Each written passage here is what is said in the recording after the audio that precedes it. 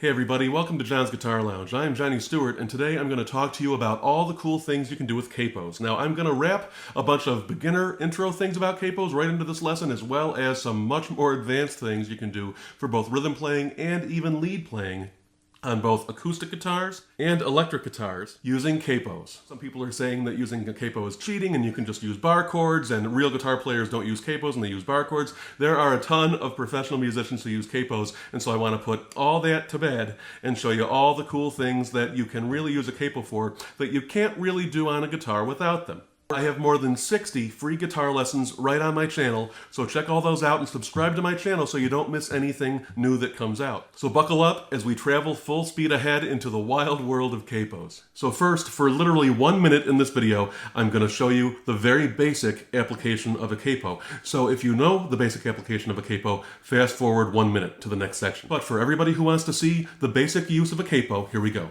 Let's say you're just going to play a G chord, but let's say your voice isn't really playing it, or for some reason you've got to play the song in A. What do? And you're not really great at playing the A chord yet. You're scrunching your fingers up, but for whatever reason, you're better with the G chord. And so what you can do is, a G is one whole step, or two half steps, 2 frets below an A. So what that means is if you have to raise the key by one whole step, then on the guitar you're going to take your capo, and I've got this Kaiser capo. I've always liked Kaiser capos. There are a million different kinds. This is what I prefer. And you're going to take it and you're going to put it on your guitar pretty close to the fret. So make sure it's not like uneven, like angled like that or something, because it won't be right and all that stuff, or like hanging over the next fret or whatever. Make it as straight as possible, right behind the fret that you want to raise the pitch to. So in this case, we're going to raise it one whole step, or 2 half steps, 2 frets. When we use a capo, we're basically taking the nut of the guitar and we're pretending that the capo is the nut. So instead of playing an open E string, for instance, for the high E or the low E, you put the capo on the 2nd fret, and that goes 2 steps up. And that's an F sharp or G flat on both strings. So you'll notice the intervals of the 6 open strings, when you play them open with no capo, the intervals, or the space of the notes between each string, are the same. You're just moving the pitch up a whole step for all 6 strings. Now, if you find this video helpful, please hit that like button on YouTube, because that helps to push it out to more people. Comment on this video and tell me what you like about it or what you don't like about it. If you agree with me, if you disagree with me, let me know in the comments right here on my video. And then when you play a G chord shape, and for how to play a G chord and my favorite G chord shape instead of playing like this, to play it like this, to see more about that, check out my video on that. And that's my most controversial video, so you might have an opinion on it. So let me know in the comments what your opinion is on that one as well. But for now, I'm going to play the G chord like this, like I like to do, and that is actually an A. So I'm actually playing an A. So now, if you've got a song that's written in the key of G, and you don't want to play it in the key of G, you need to move it to the key of A. See, that's an open A chord played the traditional way, right down here at the 2nd fret. And then you take your capo, you put it on 2 frets up, and then there's that chord. And that's an A chord, even though you're using a G fingering for that chord. And listen to how it's the same chord. That's an A chord, that's an A chord, that's an A chord. And then using the capo on the 2nd fret across all 6 strings, that G chord shape is also now an A chord. So that was the most basic way to use a capo, but there are so many other things that I'm going to show you for the rest of this video that you can do with a capo that a lot of them you've probably never even thought of before, because trust me, until I saw these in use throughout the years, I hadn't thought of them either. So here are some of the cool things you can do. So I'm just going to stick with the acoustic guitar for now, but I will get to the electric guitar later in this video. So what I want to show you now is how to use different voicings using different chord shapes on the guitar all over the neck using capos. And what I mean by voicing, in case you don't know, you'll pick up from this lesson. So let's say we want to play something in the key of D with a melody or a counter melody in the guitar part itself, not just in the vocals. And so we'll be just in the key of D, just something simple, 3 chords.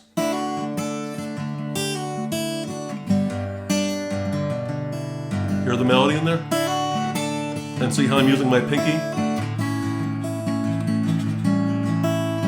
Listen to the melody. Da, da, da, da, da, da, da. Da, da, da, da, da, da, da, da. So that's the melody that we want to be playing in the guitar part. Now, let's say we can't sing that in the key of D. Let's say we have to sing it in a different key. Say the key of F, just for something different. So if we're going to be in the key of F and we want to play that, we would have to move up, what? Let's count it. We're going to have to move up from the D up a half step. So there's one half step to E flat, then to E, and that's a whole step up from D, and then to F. So F is the key that we're going to be in, so we're going to be 1.5 steps up from D. So instead of in that key, we're going to be in that key. Maybe you can sing it better in that key, or for whatever other reason, maybe you're playing with somebody else who wants to sing it in that key, and so you have to suddenly go from playing the song in D to playing it in F. And then you could play it and just use the F chord, F chord for the root, the B flat, and then the C, or this C. So you could do that, but then how are you gonna keep that melody line going like you want to, so you can play it as it was originally written? Da da da da da da da da da da. How are you gonna play that using an F bar chord? So you can probably stretch and start it there for the first note, but then da da da, you're up there. How are you gonna bar down here? Now you could play the F chord all the way up here using a bar chord, and I've got a video on this chord shape so you can see how to do this if you want to. This movable chord, and move it all the way up. But this is also an F chord, just like this is an F chord, and just like this is an F chord. So you can play the F chord up here and still play the melody. But then when you're gonna go to the 4 chord, the B flat, it's going to be a little bit more awkward. You can just see how it's a little bit more awkward unless you're really used to playing up here, this far up the neck. And if you want to get used to playing this far up the neck, go for it, because it's a lot of fun. But let's say you want to just accompany yourself and you still want the low notes. Playing it up here, especially if you're on your own, you're going to lose some of the bassiness of the F chord. Instead of sounding like this, hear the bassiness of it. When you play it up here, you're going to lose that. So what you can do is, if you want to move 3 steps, then you just count it. You want to play the D chord, but play in the key of F, using that D chord shape. So 3 half steps up, or 3 frets up, 1, 2, 3. So you're going to want to put your capo on the 3rd fret. And the open string that you're playing on your D string, now that is an F on your D string. So that is the root, instead of it being like this if I didn't have the capo. Hear how, now that's a cool chord, but that's not what we're going for in that other song, right? So let me put the capo back on at the 3rd fret, just like before, and now we can play the same song with that melody, the moving melody.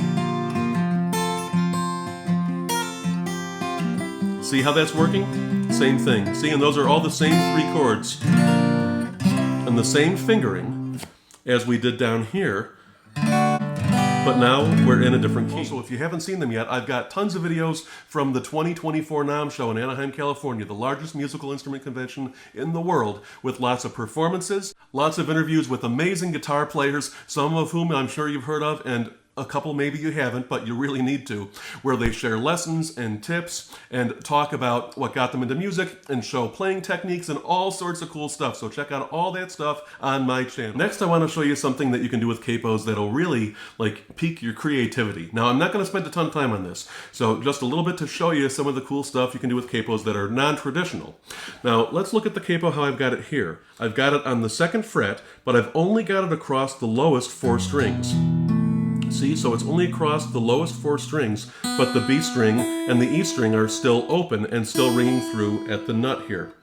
So instead of having it all the way across, so it's like this, I've got it just on the lowest 4 strings, and let me readjust that there. So what does that do? Maybe you've wanted to try open tunings or different types of tunings and different, things like that, but you just haven't gotten around to it yet for whatever reason or whatever else, and you just don't want to, retune your guitar all the time, but you want to try some different tunings and things like that and see what kind of creativity you might get. The easy way to do that is take a capo and put it just across some of the strings like this, still hooked onto the back of the neck and all that, obviously, so it's nice and secure. It's not going to fly off, hit you in the face or somebody else in the face, but you're just right there. But now let's try, just for fun, let's take our ring finger and we're going to put that on our D string, now at the 6th fret, and our index finger on our G string at the 4th fret, and just play the top 5 strings. So starting with your A string. Isn't that a cool sounding chord? Now what's the name of that chord? Bonus points for anybody who knows the name of that chord. I'm not going to put it here, but I'll put it in my next video. So you can test yourself if you want to or something like that. Comment below and tell me if you know what that chord is. But that's a beautiful chord, right? So if you want to do that, or if you want to do some different things like that, some different voicings and all that, and you can play all the way up the neck and you can move that up wherever you want to. This one's probably not going to sound so good, but you can try it. Just try moving it around the neck and try different chord shapes.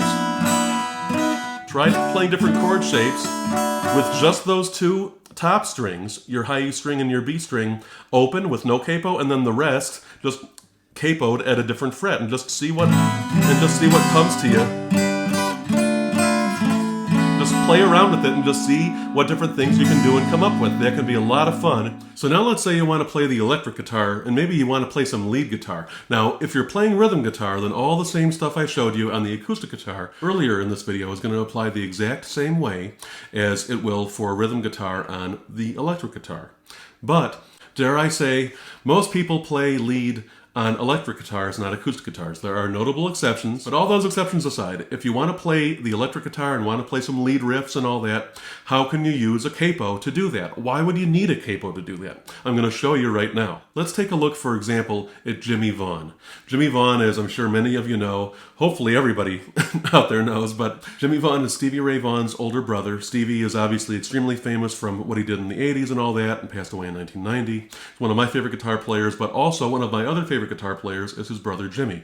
He played in the Fabulous Thunderbirds. He kind of taught Stevie how to play. He was gigging when Stevie was still like a little kid and all this. He gave Stevie his first guitar. And Jimmy is not just a true pioneer of electric blues, he's also very dedicated to more traditional blues and all that too. So his playing style incorporates a lot of like the older blues style techniques, like a lot of stuff using open strings. He finger picks a lot. He often uses a capo. Why does he use a capo? Because a lot of the licks that he wants to play, he can't play using those open strings, just using the regular open strings on the guitar.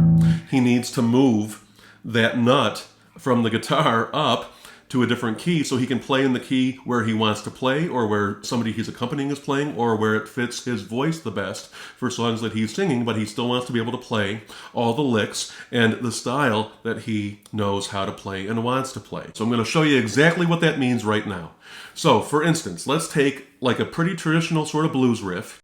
And this is something like Jimmie Vaughan might play, and I think I have heard him play many times over the years, something similar to this, where we're going to be playing the open E string, and we're going to be taking our ring finger, and we're going to put our ring finger on the 3rd fret of our B string, still with our high E string ringing open, and we're going to slide our ring finger from the 3rd fret up to the 5th fret. So we're going to slide up to the E, and hear the effect that creates? That is used a lot in all sorts of blues playing, things like this. And what are a couple songs you might have heard through the years where that very technique is used? How about Stevie Ray Vaughan's Pride and Joy? Think about the very first note. Remember the intro? What is he doing there? He's not just playing one note. He's playing both strings, the E string and the B string, and he's sliding up. Listen.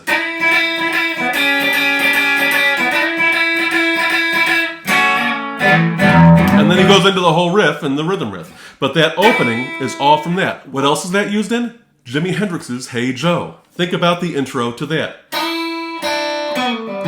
Something like this, right? I haven't played this since I was like a teenager, but... Hey Joe! Here, listen again.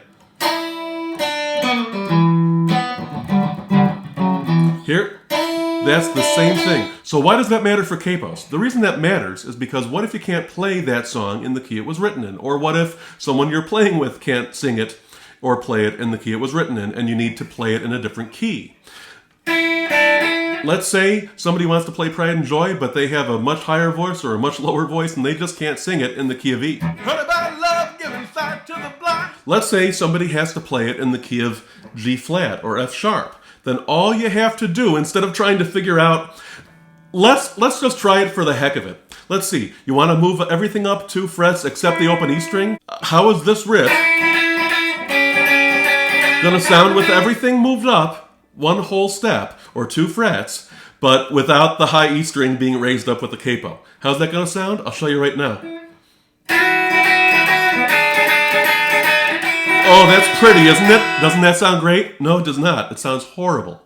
So what we do is we take our capo and we put that across our 2nd fret, and then look. Now we got the same riff. Same thing with Hey Joe. You want to hear Hey Joe without the capo but moved up a whole step? Now remember, it's supposed to sound like this. How do we do it if we want to play it in the key of G flat? That sounds pretty bad, right? Because now we're not just missing the open E string, but we're also missing the open G string. See? Even with Hendrix playing some funky stuff over the years, I don't think he would want to play that too much. It doesn't have quite the same vibe as that, right? But notice we take our capo, put it on the 2nd fret, so now we're moving up a whole step. We're playing in the key of G flat. Why do you want to play in G flat? Because just work with me, people. That's why. Trust me, I actually play a lot of stuff in G flat. It's a great key vocally, and it's a great key for some funky stuff, which I'll show you in another video, but just trust me, it can be fun to do. But now let's play that Hey Joe lick again.